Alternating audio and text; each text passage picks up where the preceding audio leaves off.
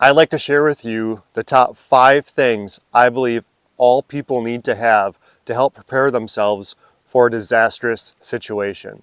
I'm not the most prepared person in the world by any means.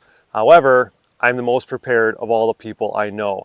And the reason why that's important to me is because I want to be self-reliant, I want to protect my family, I want to put us in a good situation for any type of future disaster. I am not a prepper, I am a homesteader, and there's quite a big difference. The goal of this video is to not make you feel fearful like some other videos do. This is to make you prepared in case something bad happens. It's going to give you confidence in those situations. It's not going to instill fear. Item number 1 is by far the most important thing. As a matter of fact, there is a news website that I'm interviewing with, and I'll give you that information in the future within the next 2 weeks, where the woman I believe we're actually going to discuss this stuff on her news program. It's an online news program, and she's going to talk to me about the importance of being prepared and the difference of being a homesteader and prepper and all of that. But one of the questions is, what is the most important thing to have to be prepared, or something like that?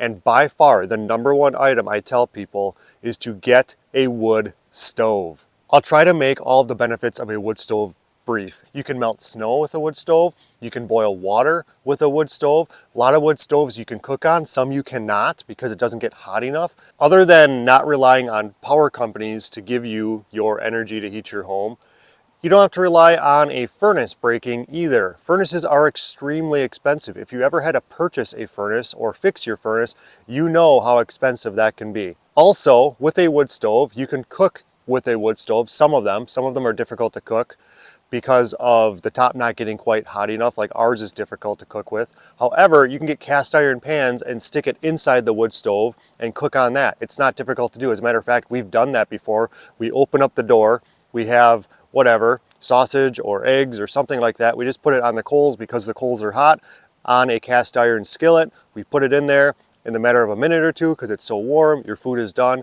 You can cook with it. You can purify water.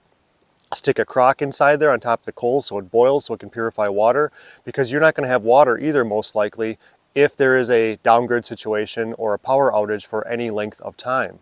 I don't want to go into specific situations, but we've all heard on the news about certain areas of the country not having power for several days or weeks. We know that it can happen anytime. We know what downgrid situations, how bad that could be for us. And if you have a wood stove, if you can heat your house and feed yourself, because it is a source of heating up food or purifying water or just keeping you comfortable. I mean, crying out loud, you can sit in your house and freeze because it's 45 degrees all the time at night, or you can just have a wood stove and at least heat a good portion of it. It'll save your pipes from freezing in the winter too, especially if you're in a colder climate like we are here in Wisconsin. Now, there's going to be some of you who say, what about all the other expenses of having a wood stove? And you make a really good point. Now you need a chainsaw to cut your own wood. Where are you going to get your own wood? What happens if you don't have land? What happens if you have land but there's not enough trees on it, or the trees aren't good enough to burn? There's a whole lot of things you need to think about, but I wouldn't even consider that stuff yet because you don't have a wood stove if you don't. If you don't have a wood stove, just get one. That's the point. I've seen them online, pretty decent ones on Facebook Marketplace recently for about $300. Ones that would easily work, easily heat up the majority of your house if it's a small house, or even all of it, or a good portion of your house if it's a larger one. Then you have to talk about stove piping, then you have to think about installation, what if you're not handy, all of that stuff. I installed our wood stove in our house when we moved in. It was not difficult. Now, I do have construction experience. I consider myself to be relatively handy, but it's not as difficult as you think. You can watch a YouTube video and figure that out. If you're not comfortable, spend the extra money to have the person that sells the wood stove, perhaps at a wood stove store, have them come out and install it. But just get one. Just get a wood stove. You can always upgrade later. You can worry about cutting your own wood later. The reason why you don't have to worry about cutting your own wood is because even if you purchase wood from a local person selling wood, those people work hard. They deserve to get paid for what they do. On our homestead, we make sure we have at least 2 years of wood here on our property. We do that just in case I get injured or I get sick and I can't go out and get my own wood. At least for the next 2 years, we are covered, we are set.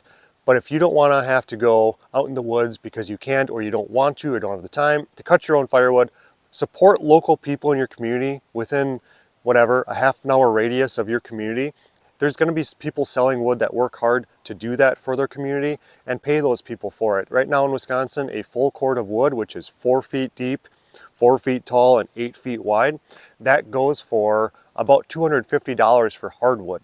And if you get a mix, maybe it's a little cheaper, maybe it's around $200 for soft and hardwood mix, just depends. So shop around. Again, you can find this information. A lot of it is on Facebook Marketplace, Craigslist, stuff like that. Maybe look in your local newspaper. But cross that bridge once you get there. Just get a wood stove, get it installed safely so that it's functional and it works, and then worry about how you're going to get the wood later. And just to be clear, we do have a furnace here. It came with the house when we purchased it, and we have a large 1,000-gallon LP tank that we really don't even fill that often because we heat our house with wood. We use that as backup. It is not the other way around. People often get wood stoves for backup. You can do that. It's good to have that as a backup source of heat. But we do it the other way around, where our furnace is actually our backup to our wood stove. It's just a different way of looking at things. Item number 2 is a generator. An electric generator or a gas. I prefer electric because it's renewable. It has way less noise.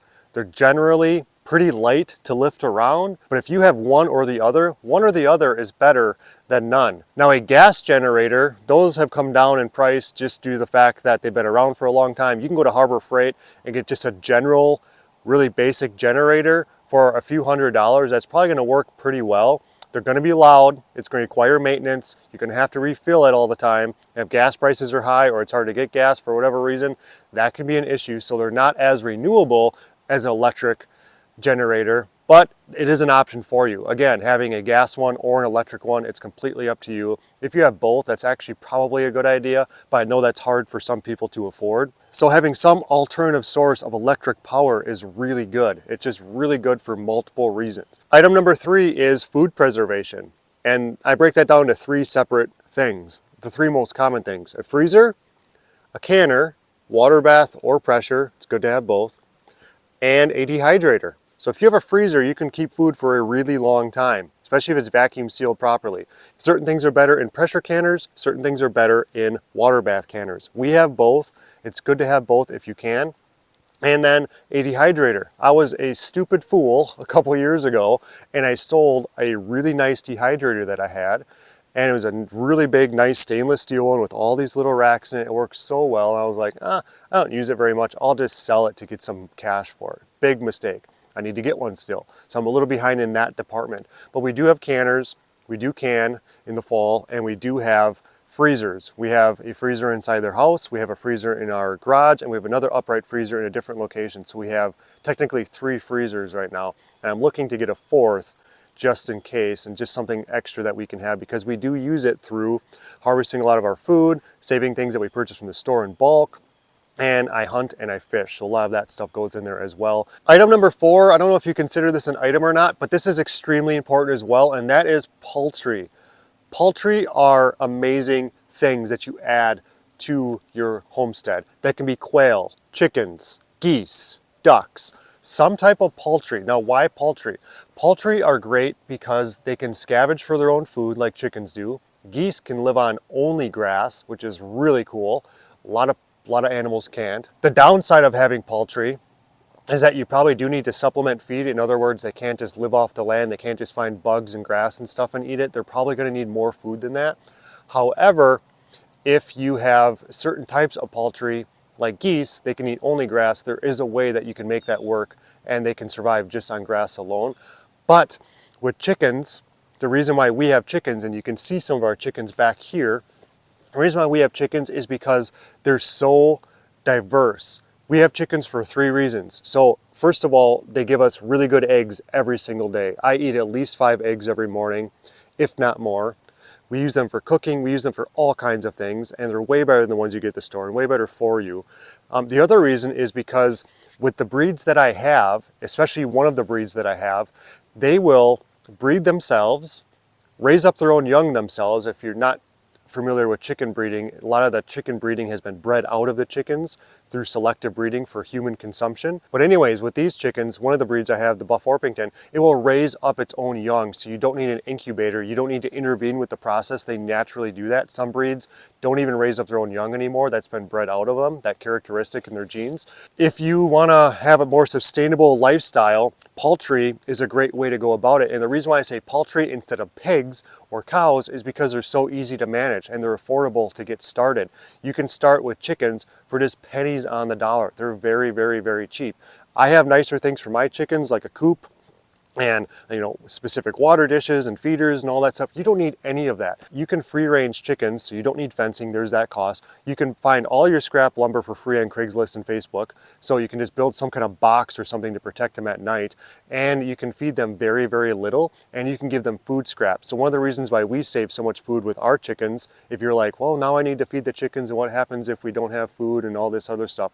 Well, if you've got a big garden like we do and you raise your own food and you're canning goods and stuff, you can supplement feed chickens food scraps that you eat. They can eat almost everything that humans can eat.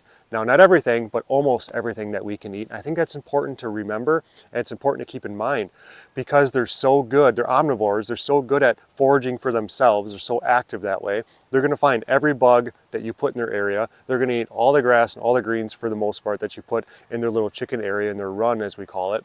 And they're going to eat almost all the foods that you can. Having chickens would be a really good source. Not to mention, all of our chickens create compost in their chicken run that we take from their chicken run and put onto our garden. So now we're not buying fertilizer. Now we're not topping off raised beds with purchased soil. We make our own here on our homestead. So chickens are a really good thing. Poultry in general is a really good thing to consider if you want a more sustainable lifestyle. They will get you through difficult times. If you're concerned about not having enough feed, you can buy a pallet of grain, chicken feed, layer feed for your chickens, and it will last a really long time in a dry environment. You can put that pallet in your shed somewhere, put it in big blue steel barrels like we have on our homestead to protect it from mice or other things in your garage.